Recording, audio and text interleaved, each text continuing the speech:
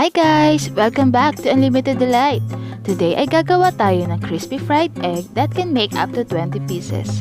Swak na swak ito sa budget lalo na at nasa quarantine pa rin tayo. You will just spend only 20 pesos. Ready na ba kayo na makita kung paano ito gawin? Simulan na natin! Let's beat 1 egg and season with salt.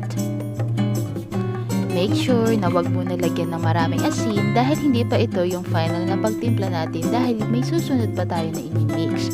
Beat the egg at least 1 minute and set aside.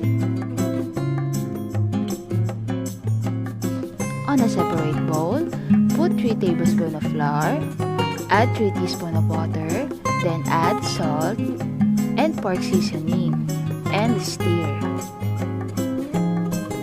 Ordinary flour ang gamit ko dahil ito ang pinakamura at mayroong tinggi sa tindahan. You can add 1 tablespoon of cornstarch kung may stock ka. Mag-less ka lang ng 1 tablespoon of flour pero kahit walang cornstarch, okay pa din. You can now add the beaten egg.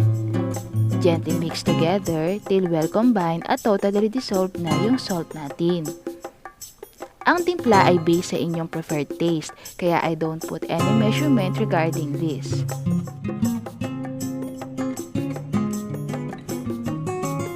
Ihanda na ang kawali and wait hanggang uminit na ang mantika. Maglagay ng 1 tablespoon of egg mixture and remember, do not overcrowd para di magkadikit-dikit. Make sure na medyo lubog sa mantika ang ating egg mixture. Kung gusto mo i-deep fry, no problem. Pero mas ayos sa akin yung ganitong dami lang ng mantika. Tipid ka na, mas less grease pa, diba? Once na nag-brown na ang sides ng egg mixture, you can now flip it on the other side. Repeat the process hanggang maubos mo na ang iyong egg mixture. Small egg ang gamit ko dito at nakagawa ako ng 21 pieces. Pero kung large egg ang gamit nyo, pwede kang makagawa ng 25 pieces.